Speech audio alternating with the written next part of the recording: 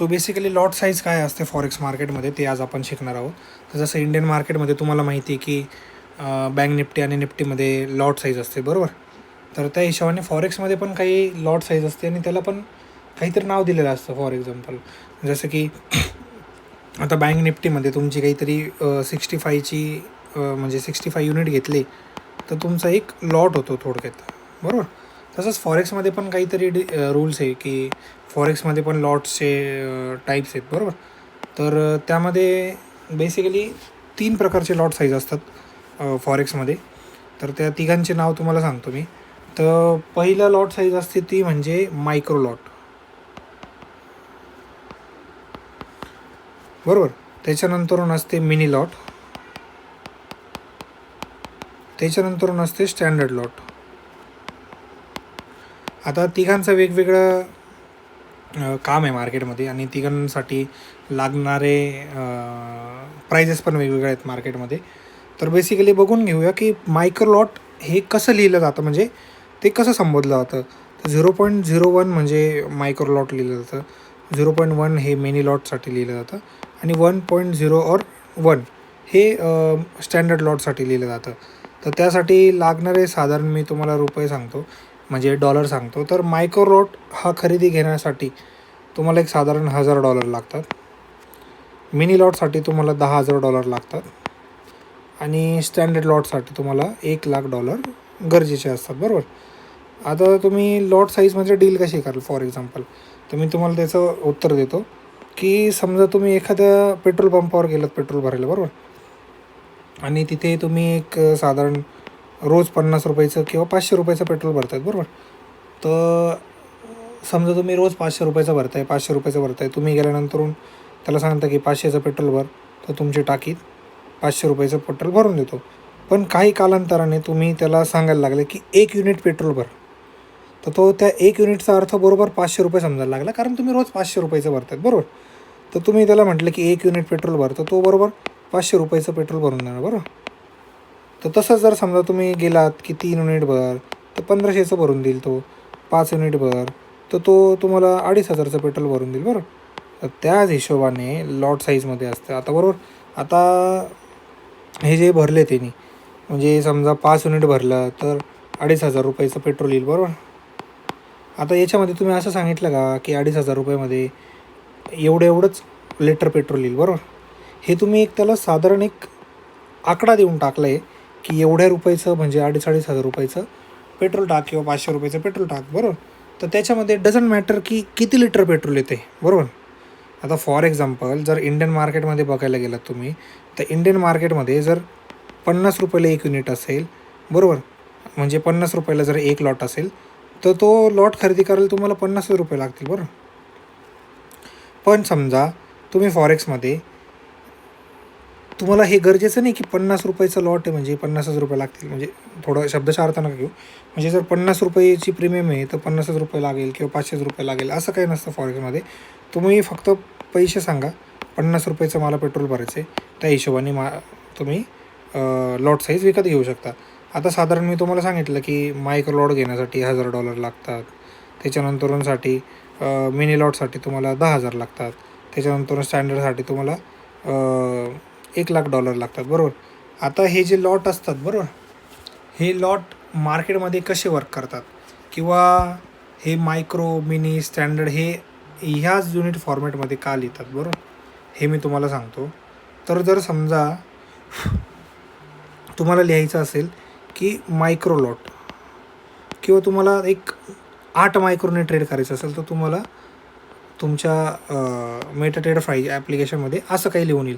तर तुम्ही म्हणाल की असंच काय येईल, तर जर समजा एक मायक्रो लिहिताना 0.01 असं लिहितो, त्याच्यानंतरून 0.02 म्हणजे 2 मायक्रो, 0.05 म्हणजे 5 मायक्रो, 0.07 म्हणजे 7 मायक्रो, 0.09 म्हणजे 9 मायक्रो, त्याच्यानंतरून 0.10 जो येईल तो आपण मायक्रो नाही म्हणणार, त्याला आपण मिनी म्हणू. सेम गोज विथ 0.50 म्हणजे 5 मिनी, 0.80 म्हणजे 8 मिनी, 0.90 म्हणजे 9 मिनी, त्याच्यानंतरून 1.00, बरोबर. आता हे कसं आलं, हे कसं आलं, हे कसं आलं, हे कसं आलं, हे कसं आलं, हे मला नाही वाटत की तुम्हाला सांगायची गरज आहे. एकदम बेसिक कॅल्क्युलेशन आहे. तर हे तुम्हाला म्हणता येईल एक standard lot. Same goes with 2, 3, 4, 5 अनंतपर्यंत इन्फायनाईटपर्यंत तुम्ही लिहू शकतात किंवा लॉट साईज विकत घेऊ शकतात, बरोबर. आता जर समजा तुम्हाला एखादा माप दिलं की 1.78 लॉट घेतले तुम्ही, 1.78 लॉट घेतला आहे, याचा अर्थ तुम्ही एक स्टँडर्ड, 7 मिनी आणि 8 मायक्रो हे युनिट विकत घेतलेले, बरोबर. तर त्या हिशोबाने तुम्हाला टेक्निकली बघायला गेलं तर 1,70,000 1,78,000 रुपये लागतील तुम्हाला, बरोबर. तर ह्याचं कॅल्क्युलेशन तुम्हाला समजवलं होतं मी. 1,78,000 का लागेल. जर समजा मायक्रो लॉट घ्यायचं तुम्हाला तर $1,000 लागतील, मिनी लॉट घ्यायचं 10 लागतील, स्टँडर्ड घ्यायचं 1,00,000 लागतील. स्टँडर्ड तुमचा किती, एक स्टँडर्ड असल्यामुळे आपण 1,00,000 रुपये घेतले, बरोबर. त्याच्यानंतर 7 मिनी असल्यामुळे आपण किती घेतले, 1 मिनीला लागतं आपल्याला 10,000, 7 मिनीला आपल्याला लागले 70,000. त्याच्यानंतर 8 मायक्रो आहे, 8 मायक्रो लागले, एका मायक्रो लागतं आपल्याला 1,000, तर 8 मायक्रो लागले 8,000. तर हे आन्सर आलं 1,78,000. तर $1,78,000 लागले. मग तुम्हाला हे पूर्ण $1,78,000 द्यायचे का, नाही. तुम्ही तुमच्या ब्रोकरकडून 400x, 500x किंवा 50x वॉटेवर काहीतरी तर लेवरेज घेतला असेल ना. आता फॉर एक्झाम्पल इथं जर समजा तुम्हाला एक मिनी लॉट घेतला, बरोबर, सॉरी एक मायक्रो लॉट घेतला, एक मायक्रो लॉटला तुम्हाला लागणार आहे $1,000, बरोबर. $1,000 हे तुम्हाला लागणारच आहे. पण ज्या वेळेस तुम्हाला तुमचा ब्रोकर 1:100चं लेवरेज देईल, तेव्हा तुम्ही मला सांगा, $1,000चा ट्रेड घ्यायला तुम्हाला जर 100xचं लेवरेज भेटलेलं आहे, तर तुम्हाला ॲक्च्युअल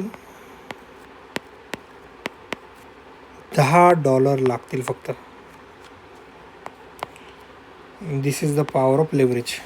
तर तुम्ही $10चा यूज करून एक मिनीमध्ये ट्रेड करू शकतात. सेम जर समजा तुम्ही 200xचं लेवरेज घेतलं असतं तर तुम्हाला 10च्या जागी $5 लागले असते. 400xचं घेतलं असतं तर 5च्या जागी तुम्हाला ₹2.5 म्हणजे $2.5 लागले असते. तर याच पद्धतीने लॉट साईजची कॅल्क्युलेशन असते. तर आपण आज लॉट साईज बघितली. उद्या आपण पिप्स कॅल्क्युलेशन कसं असतं किंवा पिप्स कशी काउंट केली जातं तर ते शिकूयात. तर आजच्यासाठी एवढंच. तुम्ही फक्त एवढं करा की हे जे micro lot, standard lot, mini lot जे असतात, आता जसं मी इथे 1.78 लिहिलेलं आहे, बरोबर, तसं तुम्ही 0.90, 0.78 वॉटेवर असं काहीतरी एक्झाम्पल लिहून तुम्ही सॉल्व करा. म्हणजे समजा 0.90 म्हणजे 9 मिनी जर तुम्ही घेताय तर तुम्हाला किती पैसे लागतील. मग समजा तुम्ही इथं लिहिणार की $90,000 लागतील, बरोबर. मग हे झालं तुमचं रिक्वायर्ड मार्जिन की तुम्हाला 9,000 लागतं आहे. पण हे डिप्लॉईड केल्यानंतर मग डिप्लॉईड मार्जिन आणि रिक्वायर्ड मार्जिन काय असतं बेसिकली, की रिक्वायर्ड मार्जिन म्हणजे तुम्हाला लागणारे पैसे आणि डिप्लॉईड मार्जिन म्हणजे त्याच्यावर तुम्ही जे लेवरेज घेतले. समजा तुम्ही लेवरेज घेतलं तर तुम्हाला किती रुपये लागले, तुम्हाला $900 लागले. $90,000चा ट्रेड घेण्यासाठी $900 यूज केले तुम्ही, बरोबर. तर बेसिकली हेच गोष्टी असतात की तुम्ही थोडंफार बॅकटेस्ट करा, प्रॅक्टिस करा आणि मग आपण नेक्स्ट पार्टमध्ये बघूच की पिप्स कॅल्क्युलेशन कशा पद्धतीने करतात आणि त्यावर तुम्हाला अजून एक गोष्ट क्लिअर होईल की वेगवेगळे फॉरेक्सचे जे ॲसेट असतील तर त्यावर आपण कशा पद्धतीने काम केलं पाहिजे किंवा त्याचे पिप्स कॅल्क्युलेशन केले कसे पाहिजे. आणि त्याच्यानंतरूनचे माझं गोल्डन